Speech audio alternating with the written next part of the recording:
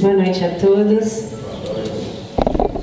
Sintam-se todos bem-vindos, acolhidos nessa casa, semeadura do Cristo, o seu amor, aqui plantado por aqueles que nos antecederam, que dedicaram suas vidas, os missionários que aqui vieram para deixar esse espaço aqui que hoje nós desfrutamos, que nós podemos estudar, que podemos compartilhar conhecimentos, experiências, buscar a nossa melhora íntima.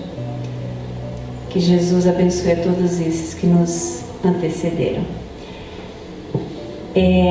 Esse mês é o mês espírita da 16ª URI, é o 6º ano do mês espírita, e nós teremos convidados aqui também, e quem tiver interesse em ver a programação, ela está nas nossas mídias sociais e também no site da 16ª URI. Então, para iniciar, vamos fazer uma nossa oração, buscando colocar o nosso pensamento, silenciar um pouco esse nosso mundo íntimo, nesse dia especial para todos nós brasileiros, principalmente para nós que já temos um pouco de conhecimento e já entendemos que, se estamos aqui reencarnados nessa terra abençoada, assumimos compromissos e temos que colaborar e fazer a nossa parte, darmos o melhor de nós para a construção dessa pátria, a pátria do Evangelho.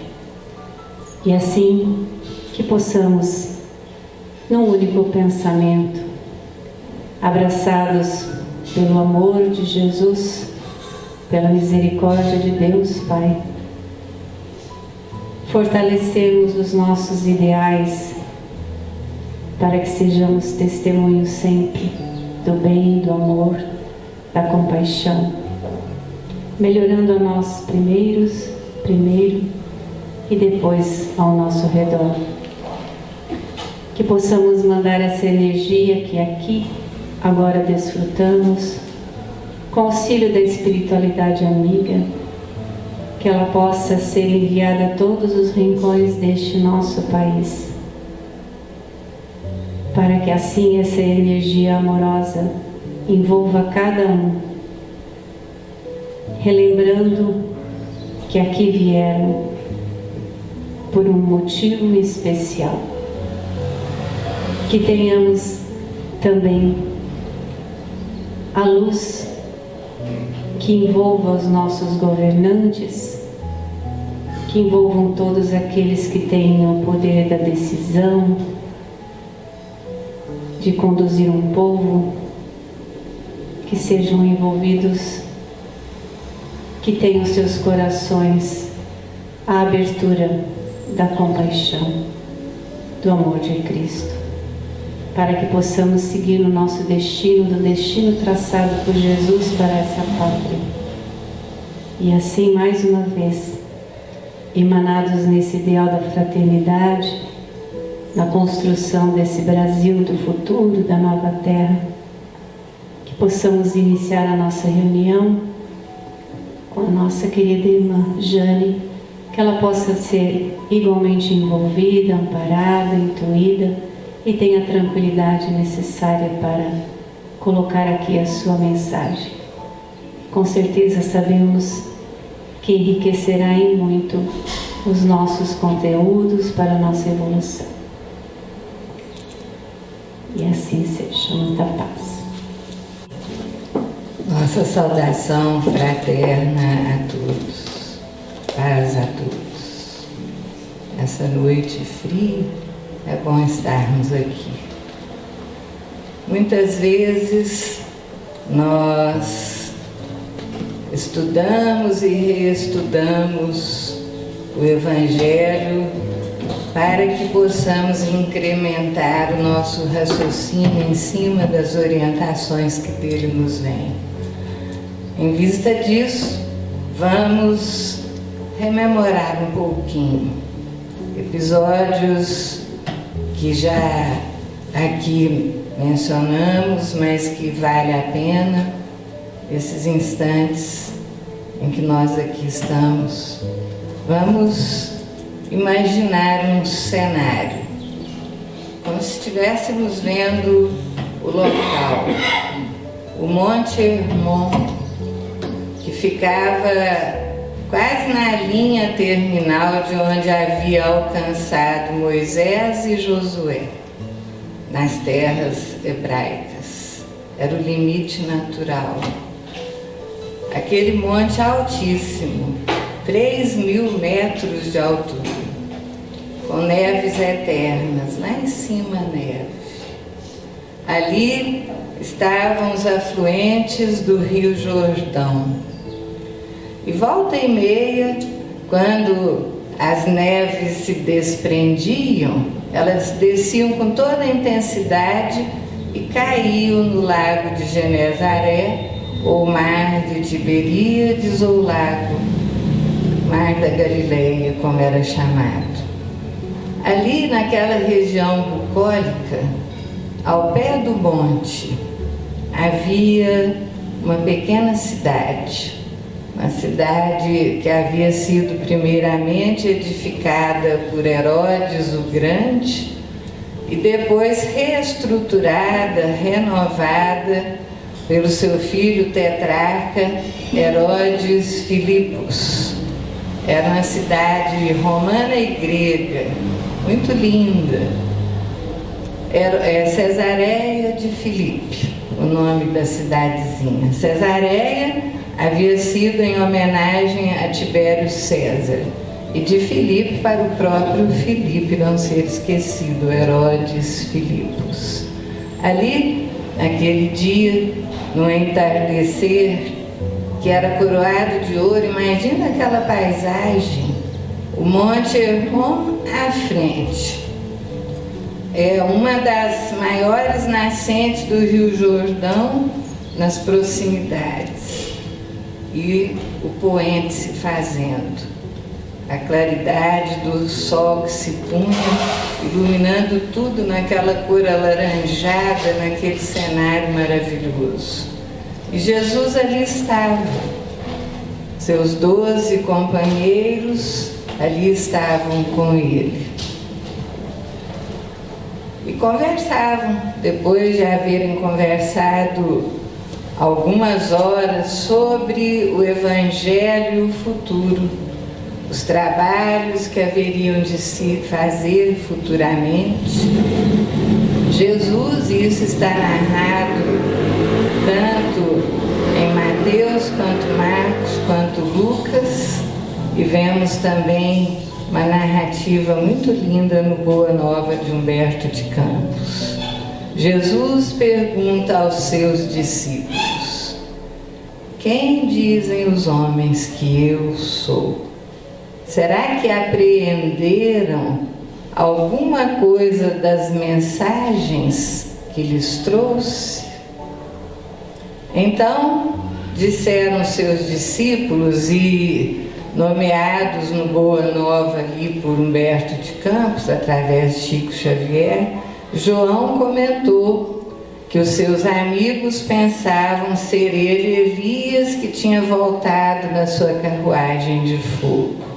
Ora, remontando um pouco na história, Elias tinha vivido 800 anos antes de Jesus. Um grande profeta hebreu, que viveu numa época em que o rei Acabe, que era o rei de Israel, havia se casado com a rainha Jezabel, que era fenícia, região de Tiro. E essa rainha havia trazido os seus sacerdotes e instituído o culto a Baal. Quem já viu aqueles filmes, parece um pesadelo, né? Um monstrão com a boca aberta e o povo com aquele fogo, e faziam sacrifícios humanos, jogando as pessoas no fogo, o deus Baal. E ali se instituiu esse culto sobre o beneplácito de Acabe, que era submisso à rainha Jezabel. E Elias, naquele tempo, ele não aceitava isso. Ele era firme na condição de que os hebreus tinham o Deus único de Israel, que era Javé. E ele não aceitava. E foi procurar o rei Acabe, dizendo a ele que por causa da sua desobediência ao Deus único de Israel, eles iam ficar 3 anos sem chuva. Ia ter uma grande seca em Israel. E os profetas hebreus começaram a ser perseguidos, e Elias se retirou, ficou em algum tempo no local, e depois ele se refugiou numa região da Síria, onde havia uma mulher que era viúva e tinha um filho, e ela dividiu com ele o seu pão e o seu azeite. E enquanto ele ali esteve, quase 1 ano, ele que era médium de efeito físico, a mulher só tinha um prato de farinha, e aquele azeite, aquilo nunca acabou, por causa da mediunidade de efeito físico, porque se acabasse eles iam passar fome, era uma seca total. E além disso, ele ainda curou o filho da mulher, que foi considerado morto. Ele tomou o menino pela mão e o levantou, e ele voltou. Claro que isso dentro dos conceitos da época, porque nós sabemos que cientificamente isso não é possível, a menos que ele estivesse aparentemente naquele estado, porque não existiam nem aparelhos suficientemente bons, não tinha nada para que se verificasse se havia vida ou não, mas futuramente Jesus diria que não veio destruir a lei, veio cumpri-la.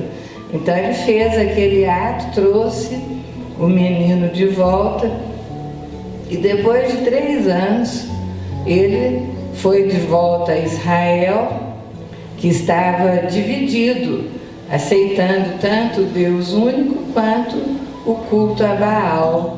E ele então procurou o rei Acabe, que temia a ele, e disse que aquilo tinha que ter um fim, que não podia ser daquele jeito. E convocou o povo hebreu a verem e a testemunharem quem que era o mais poderoso Deus. Foram até o Monte Carmelo, e ali era um desafio, os sacerdotes da rainha Jezabel contra ele, Elias, que representava o Deus único de Israel. E ali eles fizeram uma aposta, eles tinham que assar um boi morto, né, colocado em posta sobre um monte de lenha. E ali durante horas e horas e horas, aqueles profetas da rainha Jezabel, sacerdotes, ficaram implorando ao seu Deus que pusesse fogo ali na lenha, a ponto de demorar tanto que o Elias começou a brincar, a falar: mas por que vocês não falam mais alto? Será que o seu Deus está dormindo? Ele não escuta o que vocês estão pedindo? Até que chegou um ponto em que ele disse que aquilo tinha que se findar, que agora era a vez dele. E aqueles sacerdotes foram se retirando de modo fugidio, porque a aposta era de morte. Aí chegou a vez de Elias, ele pegou 12 pedras que representavam as 12 tribos de Israel, colocou em volta da lenha, mandou molhar, fez até um rego em volta para que vissem que não havia nenhuma falha, e fez uma prece rogando ao Deus de Israel que mostrasse àquele povo incrédulo quem era o verdadeiro Deus. E imediatamente fez-se um fogo, ele era médium de efeito físico, consumiu tudo, a lenha, o boi, até a água. E ele ganhou a aposta. E aí ele quis cumprir a aposta. Ele foi, e os sacerdotes da rainha foram todos mortos, decapitados. Depois de um tempo, ele foi visto sendo levado numa carruagem de fogo para o céu, né?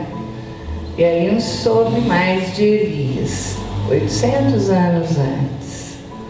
Aí continuam os seus discípulos, Simão, o Zelote, que era um dos mais idosos do grupo dos 12, que era antigo revolucionário zelote, que os zelotes eram os terroristas da época, que chegavam, e onde eles chegavam todo mundo fugia e fechava as portas, porque eles chegavam e iam matando. E o Simão inicialmente fazia parte desse grupo, depois ele foi pensando e analisando e não quis mais fazer parte daquela situação violenta e ouviu Jesus, ficou encantado e se tornou um dos que o seguiam, depois foi selecionado para ser um dos 12.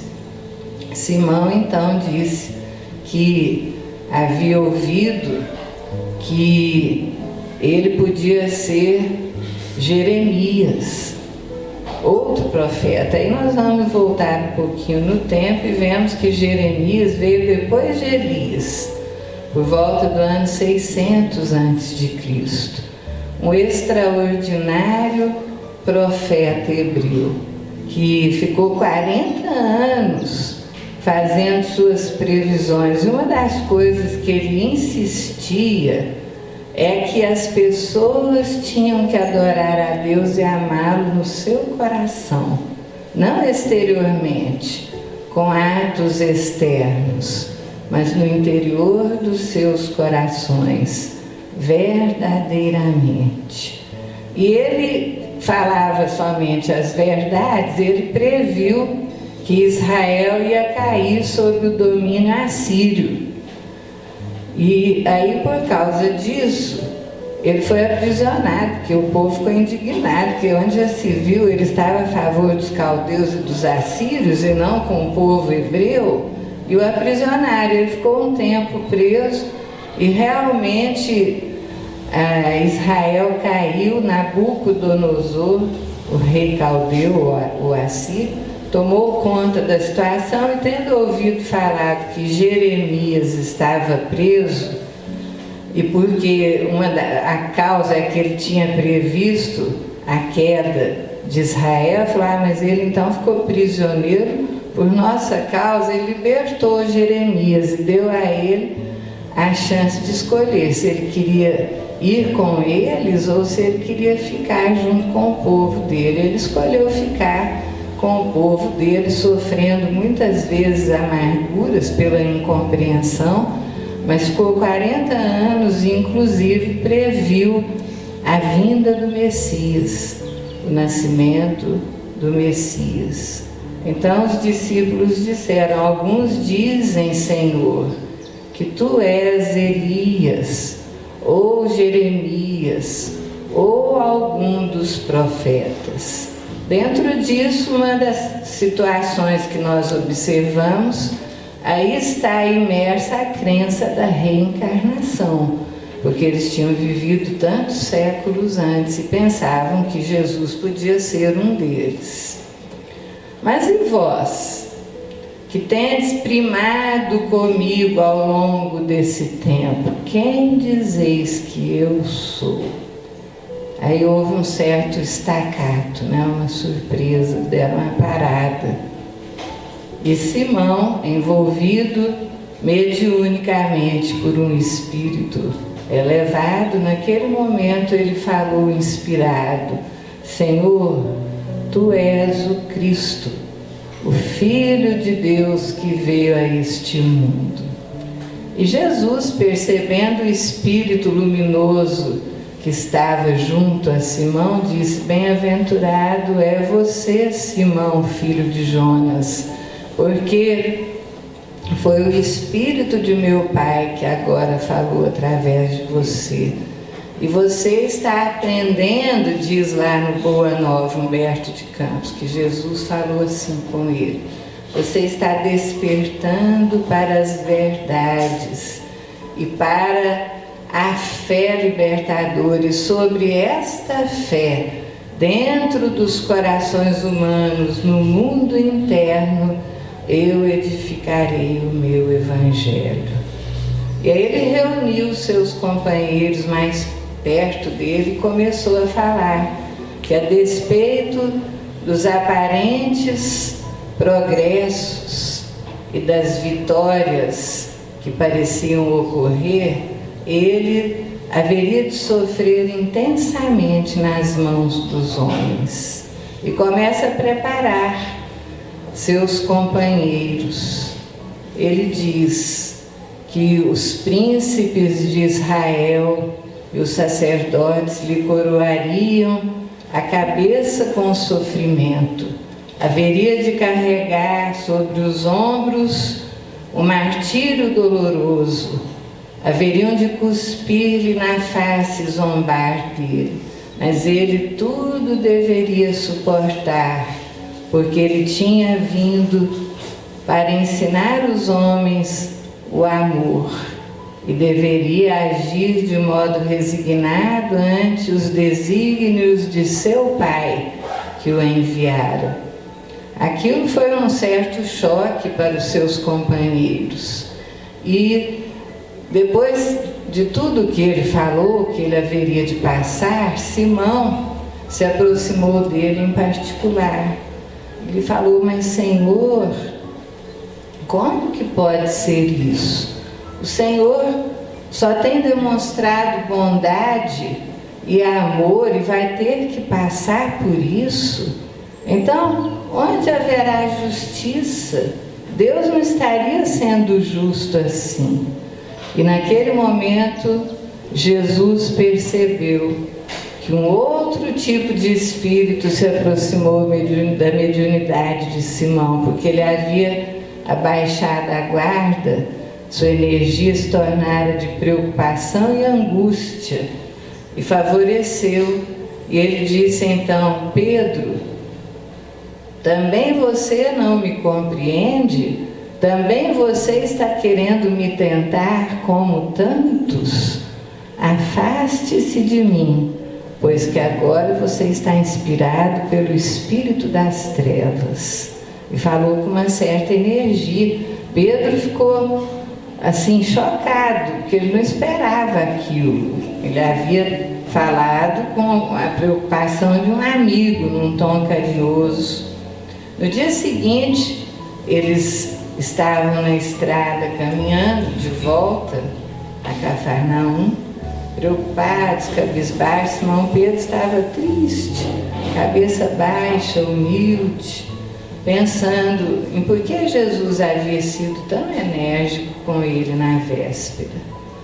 Aí ele não aguentou, ele foi conversar com Jesus de novo, se aproximou e perguntou: mestre, por que quando eu expressei o meu carinho e a minha preocupação, o Senhor foi tão enérgico assim comigo? E Jesus disse a ele: Pedro, você precisa entender o significado da vigilância. Basta um pensamento de amor para nos ligarmos aos céus, mas uma palavra fútil ou tola ou ríspida pode nos arrastar para o estacionamento ou para os sofrimentos nas trevas exteriores. É preciso vigilância. E temos que ter vigilância mesmo com aqueles que nós temos dentro do nosso coração. E deixou Pedro meditando sobre esse fato. Nós estamos agora no momento em que muitos sofrimentos assolam a tantos. E nós precisamos relembrar da necessidade da vigilância, de estarmos com o nosso pensamento ligado ao amor e ao bem, à confiança, porque um pensamento de desequilíbrio pode nos vincular aos espíritos que desejam que nós fracassemos.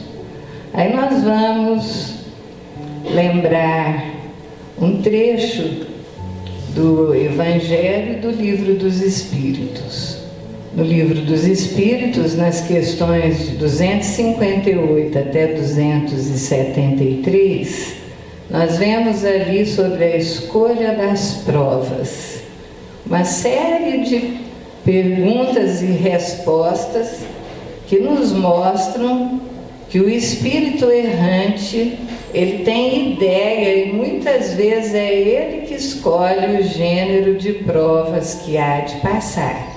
A guisa de esclarecimento, que há muita gente às vezes que vem pela primeira vez, um espírito errante, isso é muito falado no Evangelho, é falado nas obras de André Luiz. Não é aquele que está cometendo erros. A gente pensa, o espírito errante é aquele que falhou, que está errando. Mas não é nesse sentido que é expresso esse termo. O espírito errante é aquele que ainda não alcançou a perfeição com Deus. Então, ele ainda não está na sua morada definitiva. Ele está errando, como se ele estivesse assim, vagando de uma morada a outra à medida em que ele vai progredindo. É um espírito que caminha de mundo a mundo, enquanto é necessária a sua reencarnação, sua encarnação. Aquele espírito que ainda não se libertou da necessidade das encarnações. Esse é o espírito errante, né? Aquele que está cometendo erros, porque ele pode ser errante sem cometer erros. Se ele já alcançou um patamar de bondade, de amor, pode estar nascendo numa tarefa missionária para ajudar os seres, não necessariamente porque errou. Então, lá nessas questões de 258 a 273 é esmiuçado o processo da escolha das provas e da reencarnação. Quando o espírito tem um vislumbre lá no mundo espiritual, enquanto está errante, das suas necessidades, do que ele precisa, e muitas vezes é ele que escolhe o gênero de provas que há de passar. Aí ele reencarna, sua conduta vai depender da sua força de vontade, do seu esforço, porque existe o esquecimento temporário. Mas os espíritos frisam, e Kardec também, que esse esquecimento ele não é o esquecimento absoluto, porque na hora do sono o espírito pode rememorar muitas coisas. E aí quando ele acorda, está sujeito aos impedimentos da matéria, ele esquece, mas ele vai passar as provações ou a expiação que ele solicitou. O modo como ele vai vivenciar isso demonstra se ele aceitou isso de modo resignado ou se isso lhe foi imposto, se foi obrigatório a ele pelos espíritos superiores. E os espíritos trazem desde o berço a bagagem daquilo que aprenderam nas outras encarnações. Traz consigo, e aquilo que ele já é, ele manifesta nessa encarnação, para a qual ele veio na tentativa de se libertar das imperfeições que ele ainda tem. Se nós nos remontarmos novamente ao Evangelho, vamos de 6 a 8 dias depois daquele diálogo de Jesus com os discípulos em Cesareia de Filipe, e observaremos que Jesus subiu ao Monte Tabor acompanhado dos seus médiuns de efeitos físicos, Pedro, Tiago e João. E ali, envoltos pelo sono, eles adormeceram, doaram ectoplasma, que foi aproveitado pelos espíritos de Moisés e Elias. E quando eles acordaram meio estremunhados, eles viram Jesus envolto em claridade sublime, o rosto brilhante, as vestes luminosas. Elias e Moisés ficaram tão atordoados que eles não sabiam o que fazer ali. Então, aquele ambiente estava tão sublime, Era como se eles nem tivessem corpos, de tão leve, pela beleza daquele momento e pela irradiação da energia de Jesus, de Elias e de Moisés. Aí nós pensamos, como que eles sabiam que era Elias e Moisés? Por certo, eles tinham conhecimento deles lá do mundo espiritual, porque naquela época não tinha fotografia, né, para eles saberem quem era quem. Mas eles sabiam que eram Elias e Moisés que estavam com Jesus. E perguntaram, Senhor, nós poderíamos fazer 3 tendas, uma para o Senhor, uma para Elias e uma para Moisés. Esse número 3 aparece toda hora no Evangelho. Eram 3 tendas, Jesus disse que voltaria no 3º dia, e volta e meia esse número 3, que é no dicionário de símbolos, o número que representa a união da criatura com Deus. Então, naquele momento, eles estavam unidos com Deus ali e queriam armar 3 tendas. Fez-se uma nuvem, uma nuvem brilhante, e Elias e Moisés nela entraram, ouviu-se uma voz possante, com o mesmo dizer que quando João Batista estava no Rio Jordão batizando as pessoas e Jesus lá mergulhou na água, viram aquele pombo, ouviram também a mesma mensagem possante: esse é meu filho amado, em quem me comprazo. Ali no monte uma nuvem se fez, Elias e Moisés subiram dentro da sua claridade, sumiram ali e ouviram essa voz: esse é meu filho amado, em quem me comprazo. E os discípulos não sabiam o que fazer, eles queriam ficar ali, porque estava maravilhoso, mas Jesus os convidou a descer, porque os sofrimentos humanos precisavam de socorro. E descendo, eles fizeram a pergunta: Senhor, é verdade que Elias há de voltar, o Elias que nós já mencionamos? E Jesus respondeu, está no Evangelho de Mateus, quem quiser checar: em verdade vos digo que Elias já veio, mas os homens não o compreenderam e fizeram dele o que quiseram. E os discípulos compreenderam que ele lhes falara de João Batista. Elias e João Batista eram o mesmo Espírito. João havia reencarnado através de Zacarias e Isabel, que foram seus pais, e a Isabel, prima de Maria, o precursor de Jesus, que se vestia como Elias, com roupas de pelo de carneiro, cordas amarrando a cintura, se alimentava de mel silvestre. E ali estava Jesus falando para nós que temos a noção da reencarnação, claramente.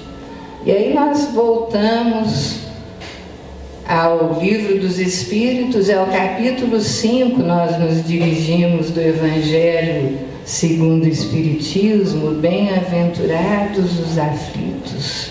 Quando entre tanto o Livro dos Espíritos como o Evangelho, há um entrelaçamento, quando se coloca o porquê é bem-aventurado aquele que sofre.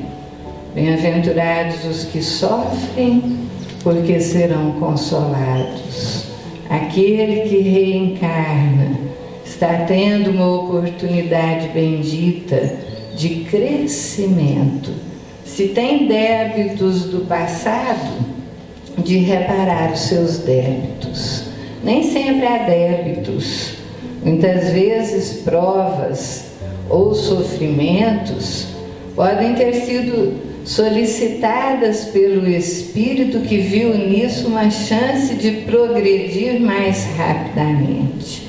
Então nós temos que parar de olhar aquele que está numa provação muito grande como um espírito que está em débito, porque nem sempre isso é.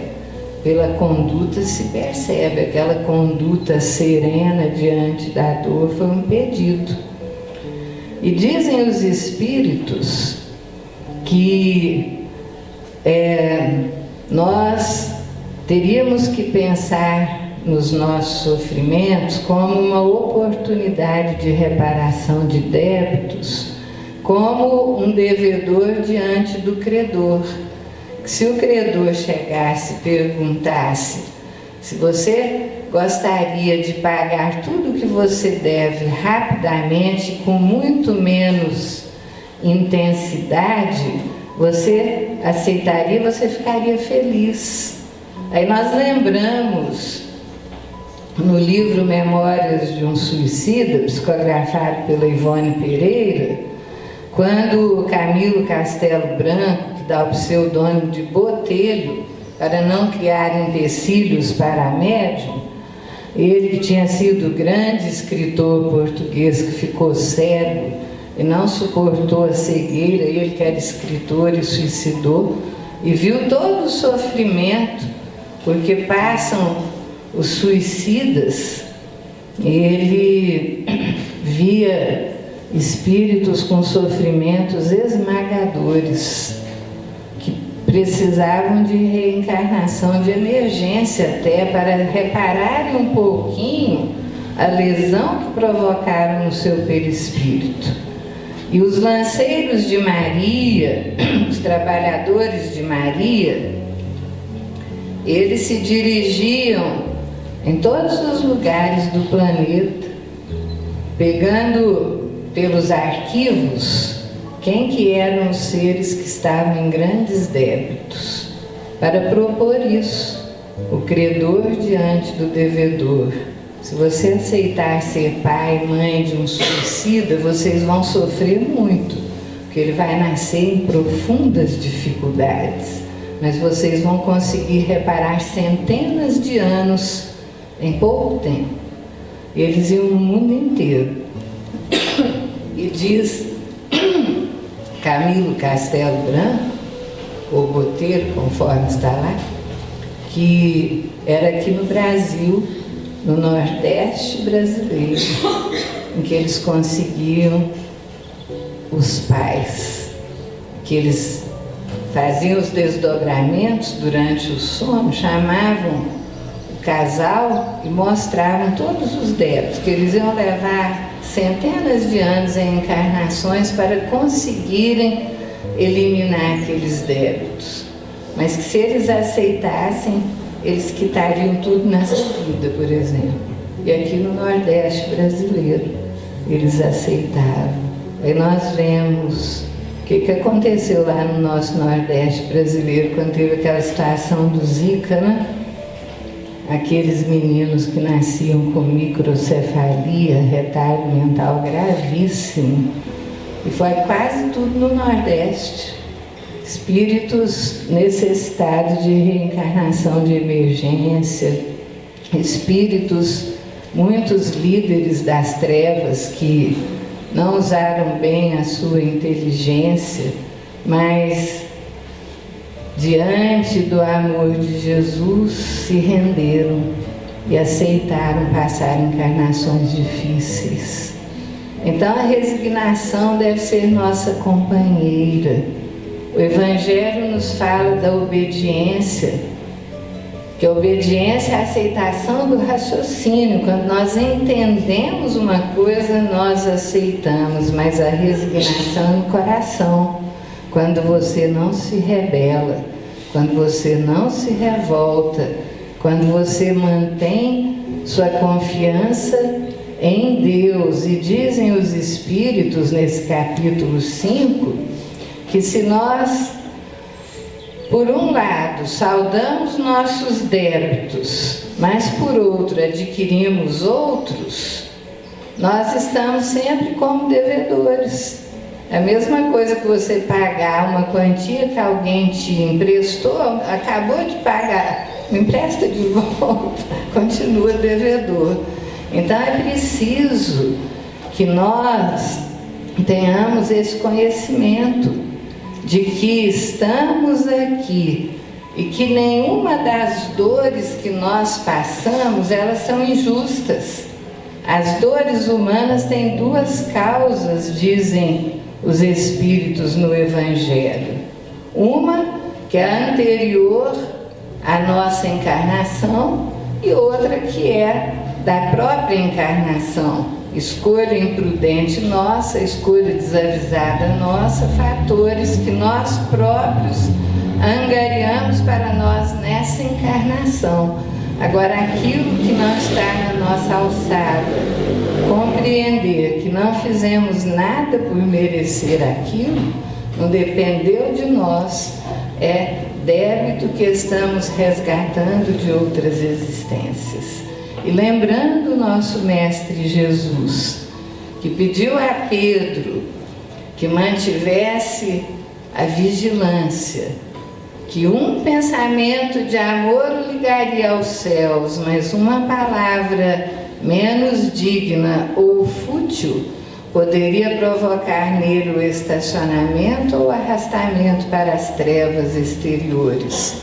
É momento de aliarmos o nosso conhecimento perante as dores que estamos vendo batendo à porta de tantos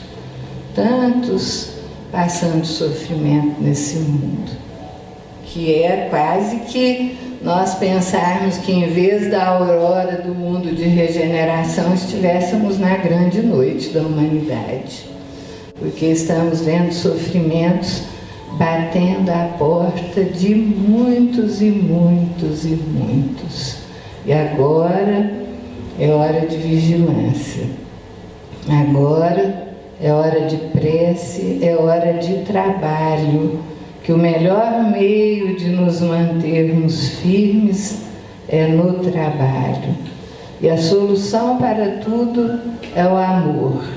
Diz Joana de Ângeles, através do Divaldo, que o amor solucionará todos os nossos problemas, todos. Não impedirá, no entanto, que nós os tenhamos. Não impedirá que sejamos atacados, que passemos problemas vários, que sejamos incompreendidos, mas nos facultará manter a serenidade, a paz. Então, o amor é a solução para todos os nossos problemas. Se aliarmos amor, vigilância, oração, o conhecimento espírita que hoje carregamos, nós passaremos sofrimento, sim, mas passaremos resignadamente, compreendendo que Jesus é o modelo e guia da humanidade, e Ele veio por amor a nós, sem necessidade, simplesmente por amor. Passou momentos dificílimos, sabia o que passaria, falou isso para os seus discípulos muitas e muitas vezes, avisou sua mãe, ele sabia o que passaria. E ele serenamente, porque tinha todo o amor do mundo, e quem tem o amor total não tem medo, porque o medo é a ausência do amor. O Brasil ficou com tanto medo, né? Nessa pandemia que passou, quantas criaturas apavoradas. Medo é a ausência de amor. Então, se nós amamos, nós temos que eliminar o medo de nós, tirarmos de nós a ilusão do medo e vencermos. E aí estamos nós, tendo essa oportunidade bendita de uma vida, de mais uma existência, uma oportunidade única, porque o tempo de hoje não mais voltará, é agora. Mas que nós tenhamos essa capacidade de amar, de usar a nossa palavra como aquela palavra de consolo, de esperança, palavra bendita, cuidar da nossa palavra de Jesus. Deixou bem claro isso. Não é o que entra na boca do homem o que mata o homem, mas é aquilo que sai dela. Porque as palavras vêm do coração, e é no coração que existem as iniquidades. Então, que nós possamos caminhar com Jesus como nosso modelo, lembrar Jesus o tempo todo, como se estivéssemos com Ele, porque Ele está conosco. Caminhar. Sofreremos sim. Nós somos seres espirituais morando num corpo humano. Sofreremos sim, derramaremos lágrimas, mas diz o Evangelho lá no Cristo Consolador que chorem, porque as lágrimas foram benditas no Monte das Oliveiras, mas que esperem, porque os anjos consoladores virão enxugar suas lágrimas. Que tenhamos firmeza, coragem, fé, perseverando com Jesus nas horas difíceis da vida, porque um dia nós haveremos de sorrir quando alcançarmos a vitória. E a vitória do mundo espiritual, olharmos para trás e vemos que passamos as dores sem revolta alguma, como tantos espíritos maravilhosos têm feito. Ontem nós tivemos a oportunidade de conversar com um jovem que nos surpreendeu. Cerca de 31 anos, nós estávamos atendendo e ele só tem uma perna, ele anda de muleta, porque quando ele tinha cerca de 1 ano de idade, ele acha que foi por aí, eles tiveram que amputar a perna dele para salvar a vida dele por causa de uma doença genética, ele não soube dizer qual foi.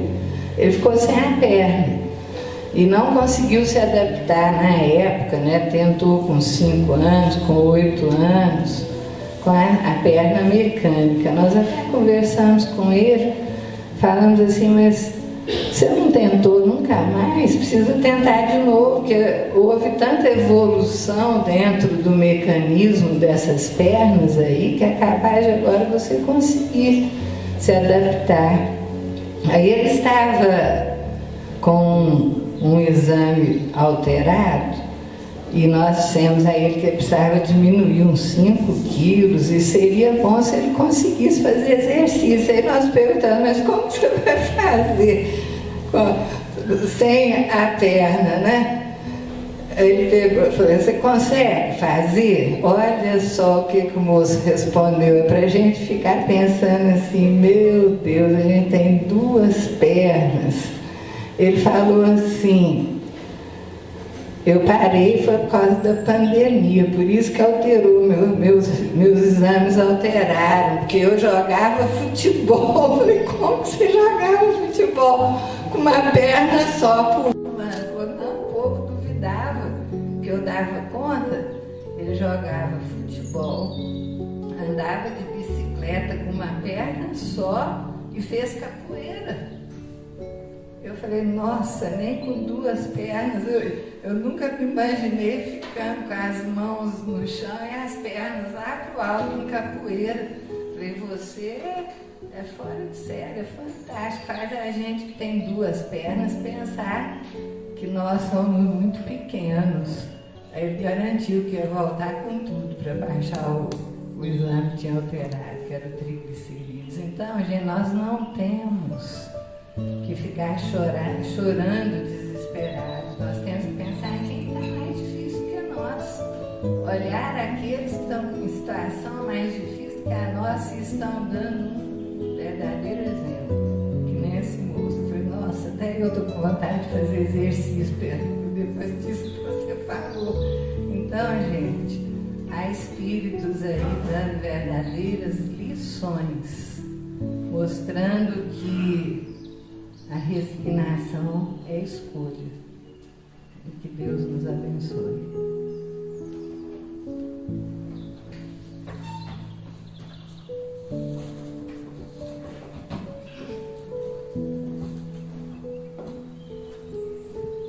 Obrigada, Jane.